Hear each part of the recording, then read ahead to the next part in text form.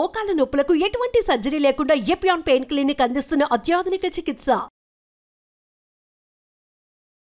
నమస్కారం డాక్టర్ శ్రీయాచి అనంతకృష్ణ స్వామి గారు. నమస్కారం అండి. సబ్జెక్ట్ వెళ్ళే కొద్దీ లోతైనటువంటి విశ్లేషణ ఏదైతే ఉందో ట్రెండ్ మారుతుంది, కానీ మన సబ్జెక్ట్లో కొత్తదనం ఎప్పటికప్పుడు ట్రెండ్ క్రియేట్ చేసేలా చేస్తుంది. Thank you. 25లో కూడా అడుగు పెడుతున్నాము.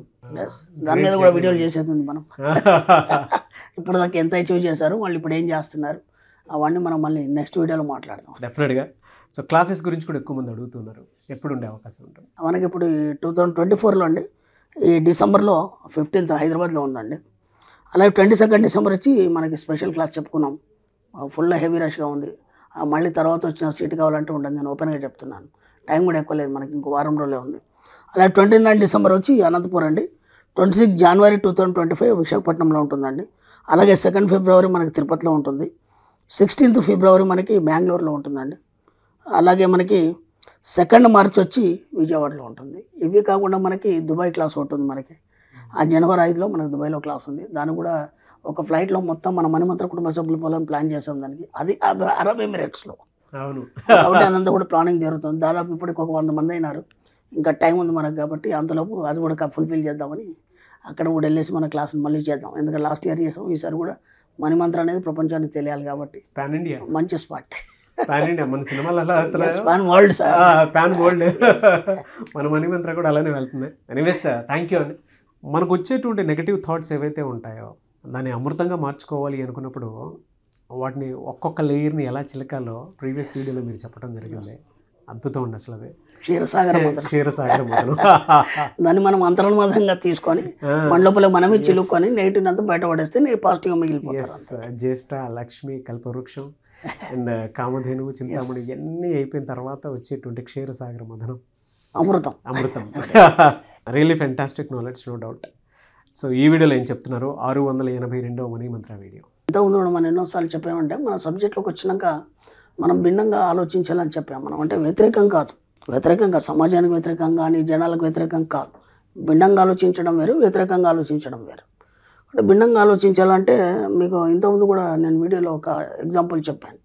ఒక పెద్ద ఫ్యాక్టరీ ఉంది, ఒక మంచి వ్యాన్ తయారు చేయమన్నాడు ఓనరు, అది బయటికి రావట్లేదు అని నేను ఒక ఎక్సలెంట్ ఎగ్జాంపుల్ చెప్పాను. ఎందుకంటే అంతమంది ఇంజనీర్లకు రాని ఆలోచన అక్కడ ఉన్న ఒక వాచ్మెన్కి రావడం వల్ల అది బయటకు వచ్చింది. ఎలా వచ్చిందని చెప్పాను. ఈ వీడియోలో కూడా ఒక భిన్నమైన ఆలోచన మనం లైవ్గా చూసినటువంటి the slum dog billionaire cinema మనం అందరం దాదాపు చూస్తున్నాం. అక్కడ విచిత్రం ఏంటంటే, నేను ఎన్నిసార్లు అయినా ఏఆర్ రెహమాన్ గారి గురించి చెప్తాను. నేను I like him really. Why? Because ఆయన కానీ లేకపోతే ఇంకా కొందరు ఉన్నారు, నేను గతంలో కూడా చెప్పాను కొందరు గురించి. వాళ్ళు ఏంటంటే ఈ ఆధునిక యుగంలో ఉన్నటువంటి ఒక ఋషులు వాళ్ళు. నిజంగా చెప్తాను, అంటే తన యొక్క సాధనలో అతడు ఋషిత్వాన్ని పొందినప్పుడే అంత అద్భుతమైనటువంటి సంగీతం బయటకు వస్తుంది. ఎవరైనా సరే తన సబ్జెక్ట్లో అంత అద్భుతంగా అతను రాణించాడు అనడానికి కారణం ఏంటంటే తనలో ఉన్న ఋషిత్వం బయటకు వస్తుంది. ఎప్పుడు వస్తుందంటే అతను దాంట్లో మథనం చెందాలి, దాన్ని నిరంతరం ఆలోచించాలి, దాని నుంచి ఎంతో సబ్జెక్టు బయటకు తీయాలి అన్నప్పుడు తన జీవితాన్ని త్యాగం చేస్తాడు. అర్థమైందా? ఇప్పుడు స్లమ్ డాగ్ బిలియనర్ మీరు చూడండి, ఒకసారి గమనించండి. అసలు మూవీ కనుక మీరు ఒంటరిగా ఉన్నప్పుడు చూడండి, అది పెద్ద మ్యూజిక్ ఏమి అనిపించదు దానికి. అవును. ఓకే, ఫస్ట్ టైం రోజా మ్యూజిక్ చేశాడు అబ్బాయి. చిన్న పిల్లాడు, చాలా కష్టపడి హార్డ్ వర్క్ చేసి పైకి వచ్చాడు. చిన్నప్పుడే తండ్రి చనిపడి ఇవన్నీ. ఇప్పటి వరకు కాంట్రవర్సీ లేదు. జస్ట్ రీసెంట్లీ వాళ్ళ డైవర్స్ విషయంలో కూడా ట్విట్టర్లో డైరెక్ట్ పెట్టేశాడు కదా, మేము ఇన్ని సంవత్సరాల తర్వాత డైవర్స్ తీసుకోవాలని అనుకున్నాము, లైఫ్ బోర్ అయిపోయిందని చెప్పింది వాళ్ళ ఆవిడ సింపుల్గా. ఓకే, అందుకంటే కాంట్రవర్సీ చేయొద్దని చెప్పేశారు. మేమే అనుకున్నాం, ఇంకా మీరు ఎవరు కూడా కాంట్రవర్సీ చేయొద్దని. అంత తప్ప ఆయన జీవితంలో ఇంకా ఎలాంటి ఎక్కడ కూడా ఆర్భాటాలు కానీ కాంట్రవర్సీలు కానీ ఏమీ లేవు. ఎందుకంటే ఒక మేధావి సమాజం గురించి ఆలోచించాడు, దేని గురించి ఆలోచించాడు, తన పని తాను చేసుకుంటూ పోవడంలో సమాజానికి ఎంతో నేర్పిస్తాడు. నేర్పాలని నేర్పడం, ఇది బాగా గుర్తుంచుకోండి. తన పని తాను చేసుకొని పోవడంలో సమాజానికి ఎంతో నేర్పిస్తాడు. అంటే అతని యొక్క పనితనంలోనే మనం ఎంతో నేర్చుకోవడం అనేది జరుగుతుంది. ఈ విషయానికి వస్తే ఇప్పుడు ఏదైతే స్లమ్ డాగ్ బిలియనర్ ఉందో అది పెద్ద మ్యూజిక్ అనిపించదు మనకు. ఇప్పుడు స్టార్టింగ్లో రోజాకి మ్యూజిక్ చేశాడు ఆయన. రోజా మ్యూజిక్ చేసేప్పుడు మీరు ఒక్కసారి గమనించండి, సాంగ్ ఉంటుంది మనకి రోజా చిన్ని చిన్ని ఆశ, అది సాంగ్ ఎంత బాగుంటుంది. మీరు ఒంటరిగా ఉన్నప్పుడు ఆ సాంగ్ని వినండి ఒకసారి. అంటే ఎక్కడి నుంచో లోతుల్లోంచి ఆ శబ్దం వచ్చిన ఫీలింగ్ అనిపిస్తుంది మనకి. అంటే అప్పటిదాకా ఉన్న ట్రెండ్ వేరు. ఇప్పుడు ఇళయరాజా వీళ్ళంతా ఉన్నటువంటి ట్రెండ్ ఏదైతుందో ఆ ట్రెండ్ వేరు. ఇక్కడికి వచ్చేసరికంటే ఇదేదో కొత్తగా వింటున్నాం ఎక్కడి నుంచో. అది ఎలా బయట ఎక్కడో లోతుల నుంచి వచ్చినట్టు అనిపించదు, మన హృదయంలోంచి మన లోపల నుంచి నాభిలోంచి పీకినట్టు అనిపిస్తుంది. అది ఆ మ్యూజిక్ కానీ ఆ సౌండ్ కానీ మీరు ఒంటరిగా ఉన్నప్పుడు సైలెంట్గా ఉన్నప్పుడు ఆ మ్యూజిక్ ఏదైతే చిన్ని చిన్ని ఆశ ఆ సాంగ్ అది ఎలా తన మ్యూజిక్ కంపోజ్ చేశాడు అనేది కొన్ని రోజుల వరకు ఎవరికి అంతపట్టలేదు. అది పక్కన పెడితే చివరికి వస్తే స్లమ్డాగ్ బిర్యానీకి వచ్చేసంటే మనకు అనిపిస్తుంది ఇది అసలు మ్యూజిక్ అయినా దీనికి ఆస్కార్ అవార్డు ఎందుకు ఇచ్చాడు అనిపిస్తుంది. అది ఎలా ఉంటుందంటే సినిమా మూవీ మొత్తం చూడండి మీరు, మినీ థియేటర్లో కానీ లేకపోతే థియేటర్లో కానీ లేకపోతే మీ స్క్రీన్ మీద ఏది ఉంటుంది చూడండి, పెద్ద మ్యూజిక్ ఏం కాదు, అది క్లారిటీ కూడా లేదు దాంట్లో. కానీ అదొక రకమైనటువంటి ఒక డబ్బా సౌండ్ లాగా వినిపిస్తుంది మనకి. అంటే ఇప్పటి వరకు విన్నటువంటి మన మ్యూజిక్ సిస్టమ్ వేరు, ఈ మ్యూజిక్లో ఒక కొత్తదానాన్ని అంటే భిన్నంగా తీసుకొచ్చాడు అబ్బాయి.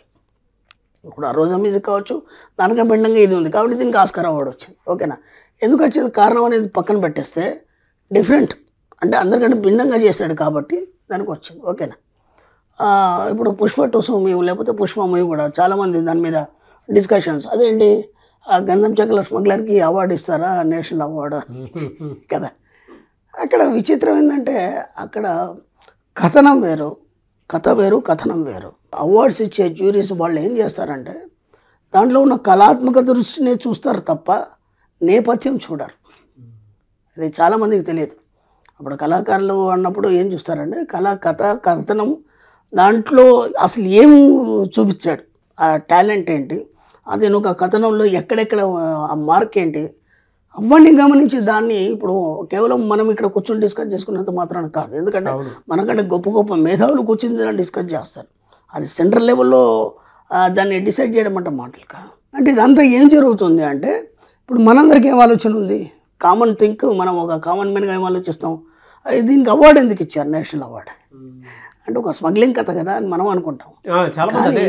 మరి అక్కడ కూర్చున్న వాళ్ళందరూ మేధావులు కదా, వాళ్ళకి ఈ ఆలోచన రాదా? వాళ్ళు చూసేది అక్కడ అది చూడరు. దాంట్లో ఉన్నటువంటి ఏదైతే మనకి ఒక భిన్నంగా ఆలోచించాడు డైరెక్టరు, ఆ యొక్క సీన్ ఎలా పండించాడు అనేది మాత్రమే చూస్తారు. ఎందుకంటే దానికి అదే ముఖ్యం, ఎందుకంటే ఆ సబ్జెక్ట్కి అదే ముఖ్యం, మ్యూజిక్కి ఇదే ముఖ్యం. ఎంత పిచ్చిలో చేస్తాడు, ఎలా చేశాడు, డిఫరెంట్గా చేశాడా లేదా, కొత్తదనాన్ని చూపించాడా లేదా, అప్పుడు ఒక్కోదానికి ఒక్కొక్క లెవెల్ ఉంటుంది. కాబట్టి ఇప్పుడు వాళ్ళందరూ మనకంటే భిన్నంగా ఆలోచించారు, మన ఆలోచన ఇలా ఉంది, వాళ్ళందరూ ఆలోచన భిన్నంగా ఉంది. అలా ఎర్రమైన అలా భిన్నంగా ఆలోచించి ఈరోజు ఆస్కార్ అవార్డు పొందడం కానీ లేకపోతే ఇంత పెద్ద స్థాయికి వెళ్ళడం. ఇప్పుడు మన మామూలు ఆలోచనల కంటే అక్కడ కూర్చున్నటువంటి మేధావుల ఆలోచనలు భిన్నంగా ఉండడం. ఇదే మనం స్లమ్డాగ్ మిలియన్లో నేను సీన్ చెప్తాను మీకు, అది చాలా చక్కగా ఉంటుంది.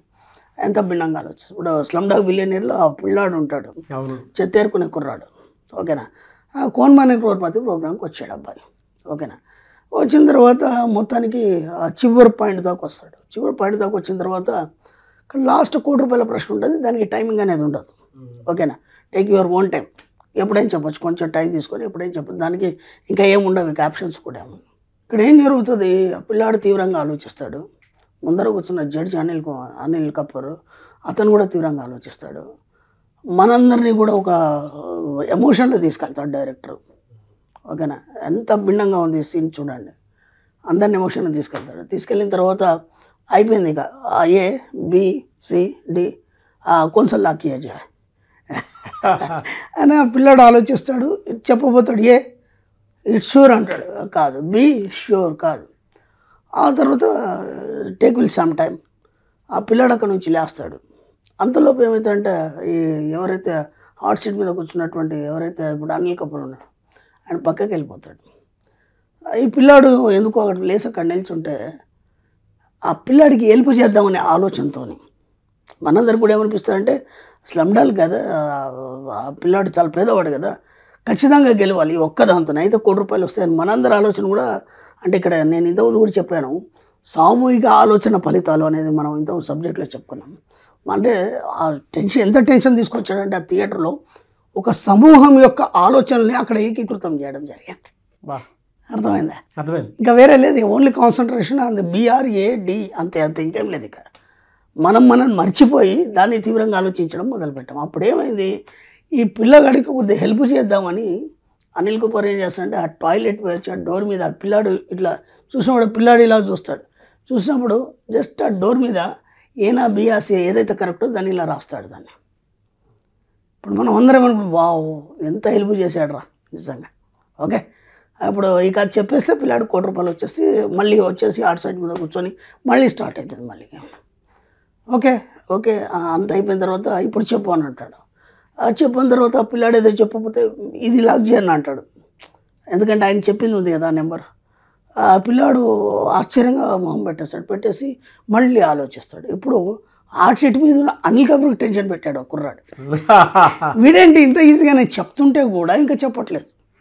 ఇంత ఈజీ నేను ఇది ఇచ్చాను హింట్ అయినా కానీ చెప్పట్లేదు. ఇక్కడ ఏమైపోయింది ఆ టెన్షన్లో ఆలోచించి ఇప్పుడు ఇది లాక్ చేయను అది లాక్ చేయని తర్వాత పిల్లాడు అంటాడు అది కాదు ఇది కాదు, వీడి మైండ్ లేదుందో అది చెప్తాడు. ఇప్పుడు ఆ ముఖ కవలికల్ని కప్పుకోలేక బయట పెట్టలేక అనిల్ కపూర్ని భలే చూపించాడు డైరెక్టర్. అంటే మన ఎవ్వరికీ కూడా ఆలోచన విధానంలో రానటువంటి ఆలోచన ఆ పిల్లాడి ద్వారా డైరెక్టర్ చెప్పించాడు. ఆ పిల్లాడు అక్కడ చెప్పిన నెంబర్ కాకుండా ఇంకోటి ఏదో చెప్తాడు, అది కరెక్ట్ అని చెప్తాడు. అంతా చెప్పిన ఇక్కడ ఏమంటాడు ఆర్ట్ షీట్లో కూర్చున్న అనిల్ కపూర్ అది కాదు ఇది కావచ్చు కదా, ఇప్పుడు అతను చెప్పిన నెంబర్ ఇది కావచ్చు కదా, అదేందుకు అనుకుంటున్నావు ఇదే కరెక్ట్ అయితే ఎట్లా మళ్ళీ కంఫ్యూజ్ చేస్తాడు. ఎటు ఏమి కంఫ్యూజ్ చేసినా సరే తన మైండ్లో ఉన్నది మాత్రమే పిల్లాడు చెప్తాడు, ₹1,00,00,000 గెలిచేస్తాడు. ఇక్కడ గమ్మత్ ఏంటంటే నేను 100,000 సార్లు మీకు ఎన్నోసార్లు చెప్పాను మన సబ్జెక్ట్లో, ఎవడేం చెప్పినా ప్రపంచం ఏమైనా నీ మిన్నర్ మైండ్ ఏం చెప్తుందో అది మాత్రమే వినాలి. అక్కడ ఆ పిల్లాడు చేసింది అది. ఇదే మన సబ్జెక్ట్లో అందరికంటే భిన్నంగా ఆలోచించాడు. ఇప్పుడు ఇంతమంది ఆలోచన ఊహ కూడా అక్కడ అతను ఏం చెప్పిండు ఏదైతే డోర్ మీద గీసాడో ఆ నెంబర్ మీద కాన్సన్ట్రేషన్ ఉంటుంది మనందరికి కూడా. కరెక్టే కదా, అది ఏదైతే వేసాడో అదే కరెక్ట్ కదా, ఎందుకంటే ఆయనే చెప్తున్నాడు అని మనకు కూడా ఆలోచన ఉంటుంది. అందరు ఆలోచనల్ని ఒక రాంగ్ రూట్లో తీసుకెళ్ళి ఒక భిన్నమైన ఆలోచన చేసి ఆ పిల్లని గెలిపించడం అనేది హ్యాట్స్ ఆఫ్. కాబట్టి మనం కూడా ఏం చేయాలంటే అందరు ఆలోచనలు అయిపోయిన తర్వాత మేధావి ఆలోచిస్తాడని చెప్పాను నేను, అర్థమైందా? కాబట్టి మీరు మేధావి అనుకుంటే ఏం చేయాలి, మీరు అందరు ఆలోచనలు అయిపోయినాక భిన్నంగా ఆలోచించడం మొదలు పెట్టాలి. ఎప్పుడైతే భిన్నంగా ఆలోచిస్తారో గొప్ప గొప్ప మేధావులు అందరూ కూడా భిన్నంగా ఆలోచించి కొత్త కొత్త విషయాల్ని కనుక్కొని ప్రపంచానికి తెలియజేశారు. మీరు కూడా భిన్నంగా ఆలోచించడం మొదలు పెట్టండి. మీ జీవితంలో అత్యున్నతమైనటువంటి లక్ష్యాలను మీరు పొందుతారు. అనుకున్నంత డబ్బు సంపద ఐశ్వర్యాన్ని కూడా మీరు పొందడం అనేది జరుగుతుంది. వీలైనంత భిన్నంగా ఆలోచించండి. మీ యొక్క లైఫ్ స్టైల్ని ఒక రకంగా మార్చుకోండి. అందరికీ భిన్నంగా ఉండేట్టు చూడండి. Yes, really fantastic. Thank you so much doctor C R. Chirantakrishna Swami గారు.